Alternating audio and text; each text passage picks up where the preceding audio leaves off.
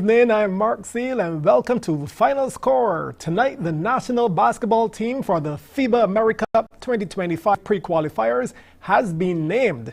We'll analyze those selections. The NBA title has gone to the Denver Nuggets. Our analysts will look at that as well. And the National Senior Games have begun. We'll tell you what you need to know. Of course, you, our viewers, can make your contributions and ask your questions via social media. WhatsApp number is 228-5562, while our Facebook handles are CBC Barbados or cbcnews.bb. First up, 12 ballers have made the cut from the original 22 called up for the senior men's team for the FIBA America Cup 2025 pre-qualifiers in Chile, June 22nd to 25th.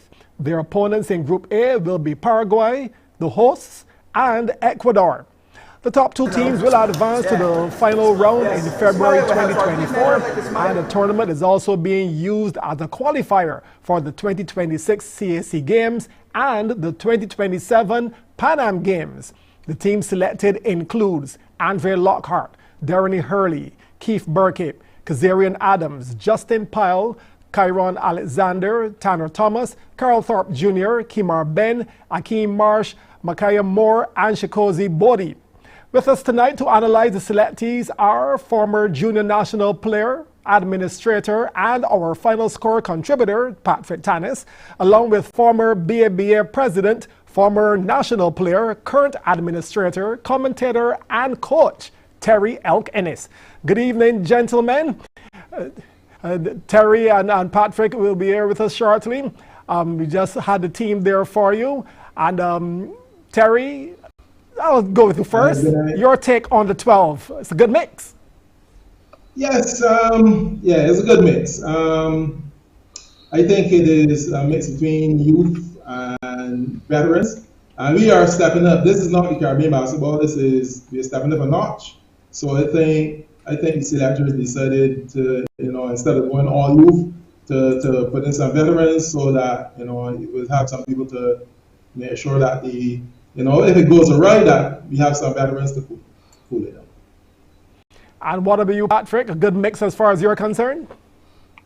I think based on what players are available, it would be a good mix, based on the players available. Of course, my concern is that, and it's a wider concern, is that we don't have a wide pool of players who are functioning outside of Barbados and in the various leagues. Now, I do have to ask a question about the person who was one of the top players across the BABA. I don't see in the lineup, I don't see Rashid. If I'm mistaken, then so be it. But I don't see Rashid. Rashid Maynard. Rashid Maynard. Yeah, I think that of all the players, he has exhibited some of the more salient strengths, and his rebounding and shooting capacity, his ability to penetrate the key. He's the most diverse player, I believe, of all of the players that I've seen in the NBA league, and I'm surprised that he's left out. Just being honest about that, I think that's one of the key players that I would love to have seen. He has been playing semi-pro in Jamaica at the elite, and he was the MVP there, playing against G League players and one or two players who actually went to play pro in Europe. So having exhibited that level of play, then to come back and not be selected for your national team, having dominated the local landscape, I'm a bit surprised at that. I think Pinelands has done a good job in being represented on the team.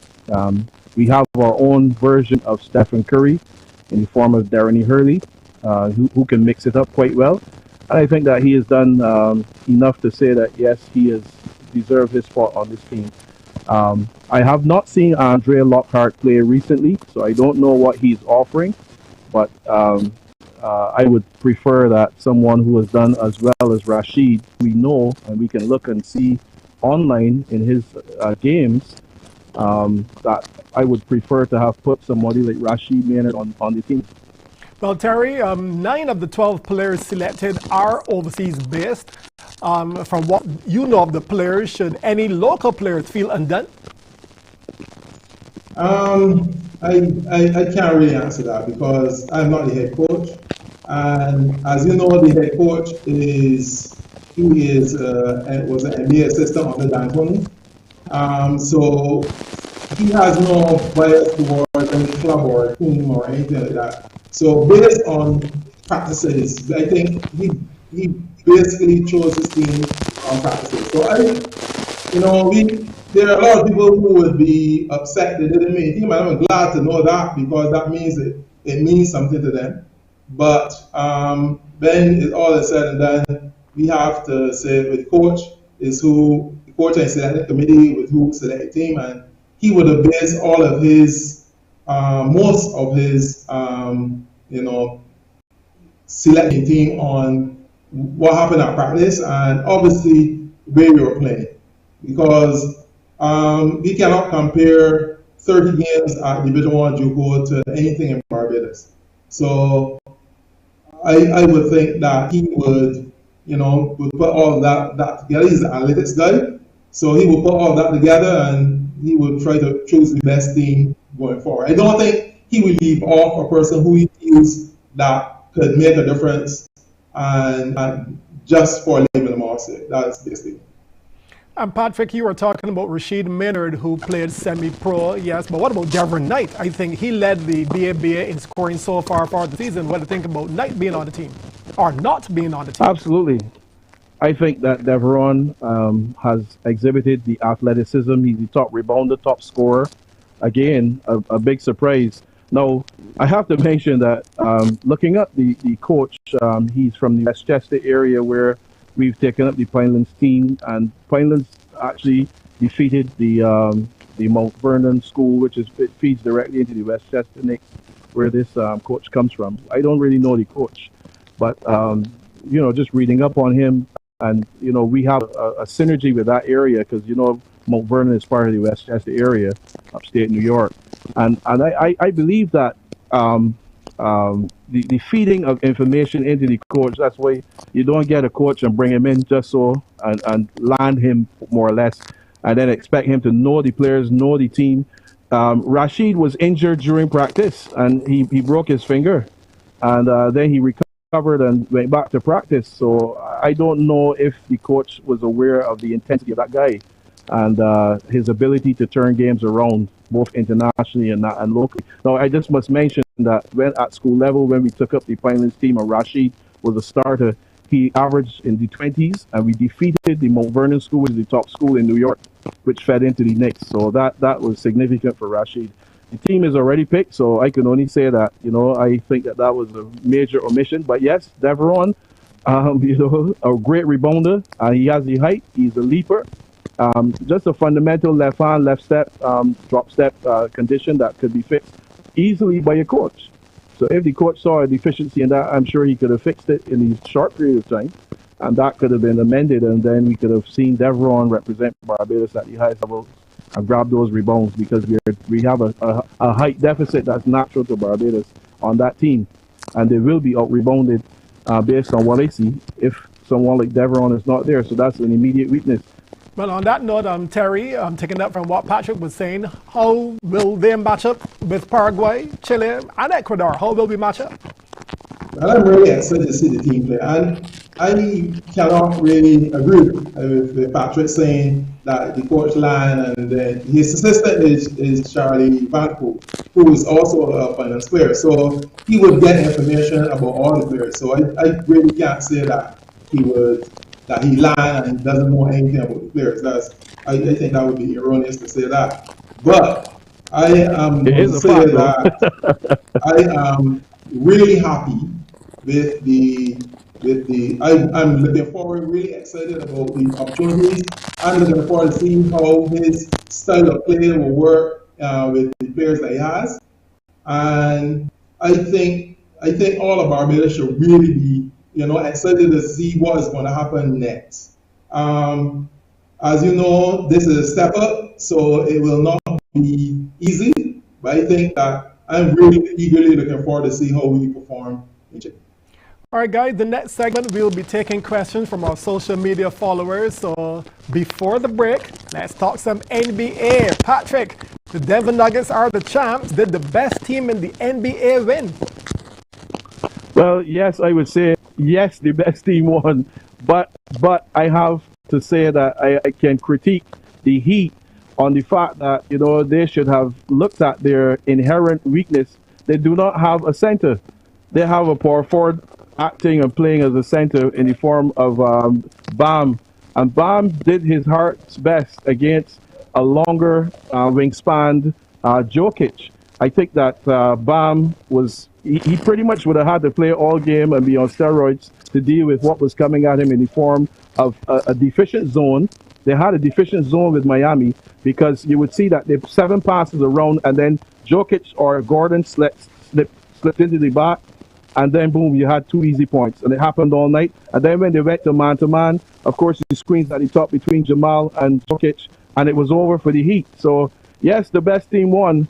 As much as I like Butler and the Miami Heat, I don't think they were there. They weren't there. They Terry, just can't handle it. Really, and Terry, what are the chances of the Nuggets repeating next year? Well, that is going to be interesting because I expect that the Lakers, the Warriors, the Phoenix Suns, all of them will retool, and they will be better. If they're going to win, that's a different story. I think that Denver should start as favorites because they have their core still together, and once health is not an issue, I think Denver should be there or thereabouts. But I can't say in June they're just winning the championship that they will repeat. We're going to wait to see how things shake up, who make trades, Also, I want to say though, Miami outperformed their abilities, to be honest with you. They were the AFC in the East, and they beat everyone in the East to get to the final. I always thought there were a couple of players short, and it really showed up in the final. And Denver really wanted to win this one, so I didn't see they didn't have any. I don't know. Even if Tyler Hero played, I don't think they would have made a difference. We probably would have won one more game, but I think this was Denver's time, and they took the opportunity with both hands. Okay, so we'll pause here, and we'll be coming back with your questions and comments on Final Score.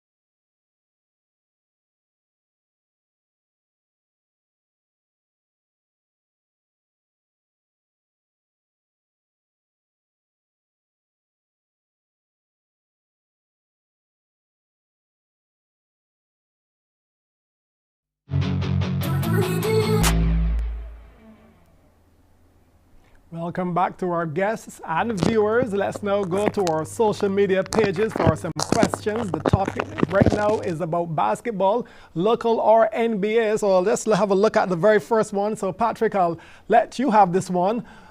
Were 2 weeks enough for all of those overseas players to gel?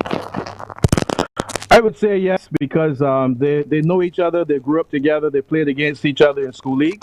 And those guys they're able to adapt. I can say that the guys that are on there, they can adapt. However, I would like to stick this in there, that the senior coach of Pinelands, which is Ronaldo Mon, winning his coach in the BABA.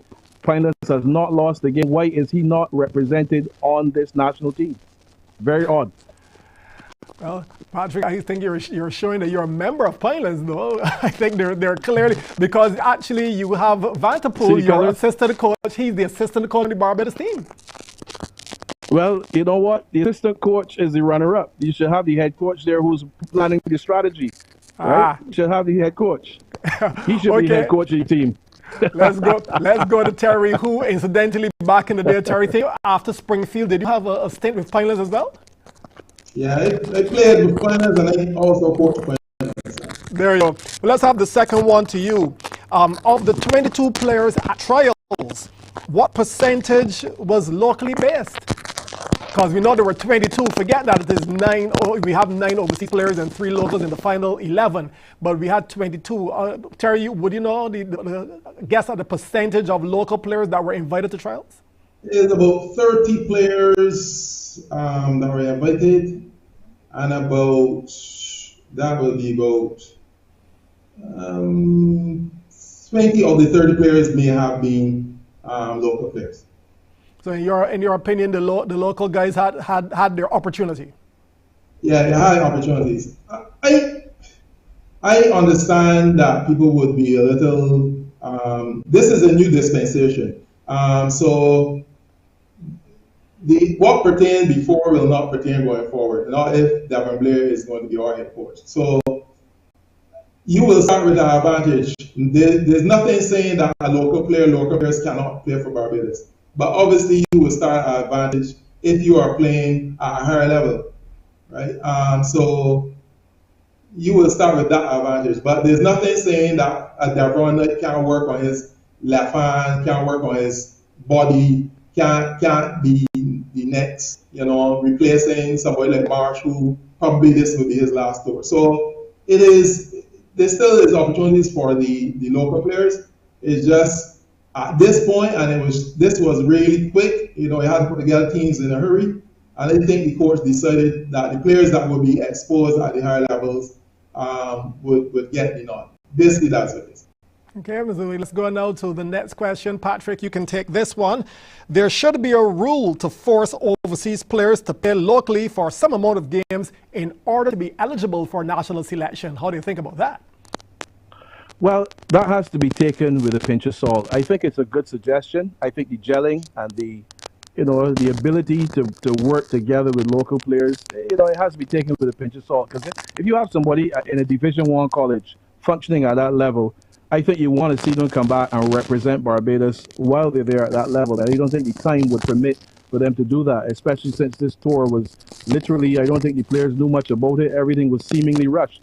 Within weeks to go, nobody had visas and all that. So I think the whole rush thing was going on. However, right, again, I would like to address the issue of the coach. Why isn't George Shepard a part of this process? A man who has all the veteran experience, who knows the players, who could have been the coach to take the players who are excelling and fix the deficiencies that were going on. We don't have a program to fix those deficiencies during the league time, and that is the problem.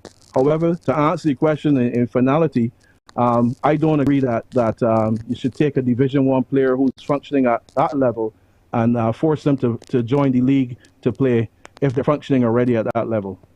Excellent. And Terry, I'll give the last question to you. This contributor says, I like that Keith Burkett was selected. All of that young talent needs an old hand to keep them in check. Keith Burkett, good selection. Yes, well, Keith is not the top shooter, one of the top shooters in Ireland, so it would be good to have that sort of veteran leadership going to these sort of games.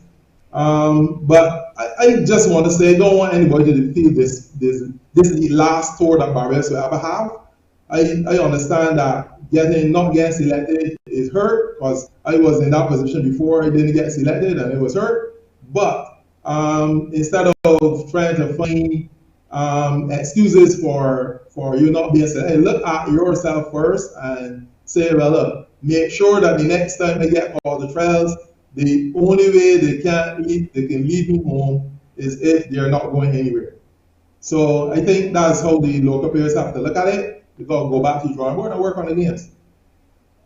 Okay, well, we thank Patrick and Terry for contributing to tonight's show. Of course, we'd like to have you guys back, especially later for the playoffs of the BA Premier League. So hopefully you guys will be available. Thank you very much. I'll see you guys in the community college or the gym later on for the Premier League season. Thanks, guys.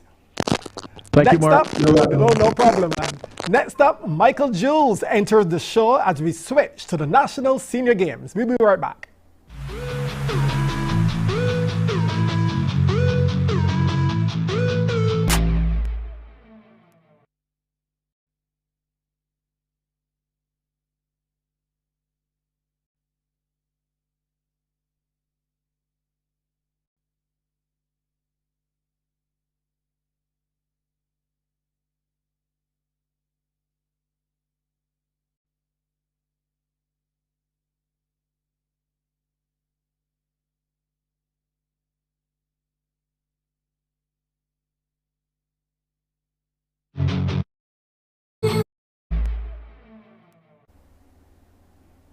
We're back with Final Score, and we say good evening to Michael Jules, the coordinator of the Senior Games. Welcome to the show, Michael. The last time you were here, the topic was BSAC and Crafter Games, but you're wearing a different hat tonight. So bring us up to date on what has happened so far with the Senior Games. Oh, yes. Good night to you, Mark, and good night to the viewers. The Senior Games was off to a really good start on Saturday the 10th. With chess, your old game. Indeed. So we had a good time at chess, and tomorrow we'll continue the chess at 4 p.m. And the closing ceremony for chess will be on Sunday, and that will start at 4 p.m. as well. We had about 19 persons participating in the chess competition, and of course that went pretty well so far, and we expect that it will end well. Basketball, you were talking about basketball, and we had some of the former outstanding basketball players participating in that competition. There were 6 teams in the 40 to 49 age category, 5 in the 50 and over age category. Andrew Pilgrim, he was on one of the teams participating. So that will continue on Monday at 6:30 Andrew p.m. Pilgrim can play basketball, you know, Michael. He's a good player. Yes, I am fully aware. Yeah. Yes. So that will continue on Monday at 6:30 p.m. at the St. Michael's School. And the finals, the semifinals and finals will be held on Thursday, the 22nd of June at 6:30 p.m. at the Barbados Community College. So we want to encourage people to come out and support. They had a good crowd on hand at the St. Michael's School. We want to see more people out supporting the Senior Games basketball competition. Michael, tennis has always been the marquee event. How is the planning for that event been coming along? Oh, well, I can tell you, Mark, that tomorrow will be the throws events. Only the discus, javelin, and shot put will take place tomorrow at the National Stadium. And that will start at 9 a.m. And we have 3 females who came all the way from Trinidad to participate in the throws competition. 2 of them are going to stay on for next weekend's event at the Usain Bolt Sports Complex. One will be returning home.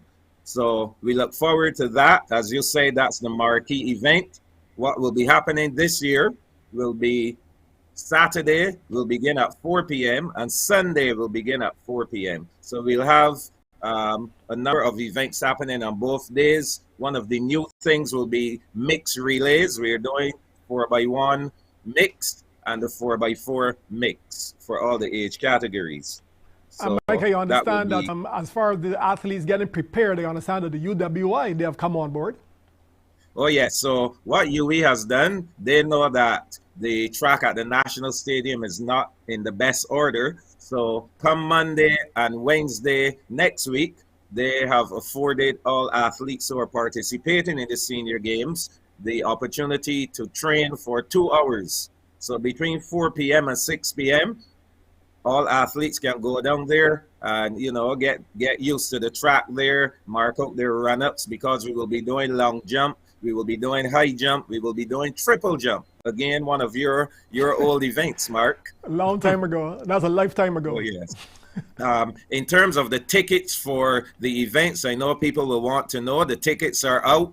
A lot went today, and it will be a first come, first served basis because the capacity of the Usain Bolt is only 2,500. So tickets are available from the ministry's office on Monday. The places that will be open tomorrow: CS Pharmacy, Sports and Games, as well as Fisherman's Pub.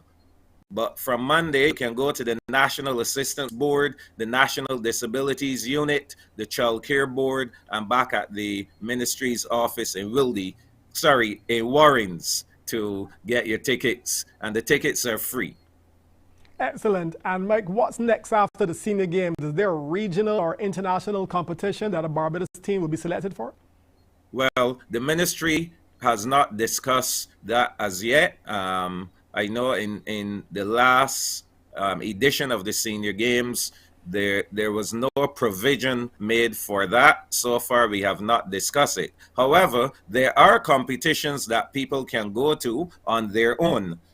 For example, the same Huntsman World Senior Games, people are free to go to that, and there are other games around the region and around the world, indeed, that people can go to. So, and our Senior Games, the times, the distances, our Senior Games will act as a qualifier for those other games, even as they go on their own?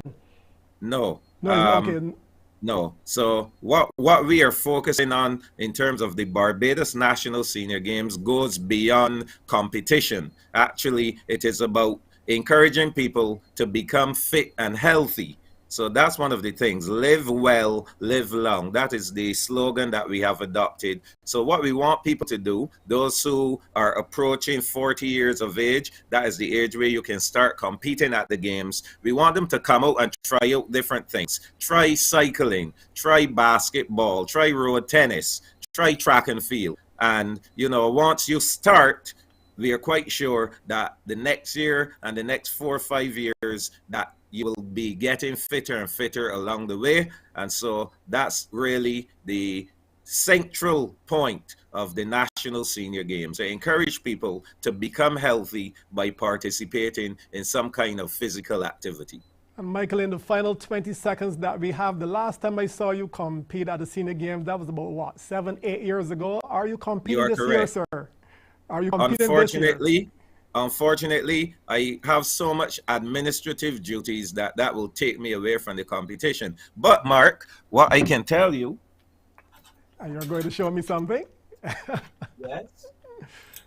I want to show you my 3 medals, 3 gold medals that I won from the games. 1 in the high jump, 1 in the triple jump, and 1 in the standing broad jump. So I want to challenge you, Mark, to come out and train with me from July 1st this year. If you compete next year, I will compete next year. Imagine Michael Jules ran for Barbados in the 800 and 1500, but his Senior Game medals are in field events. Wow. Time has changed. Thank you, Michael. Here's hoping all will go well for the National Senior Games 2023. And we'll be right back to wrap up with the final 60. Thank you.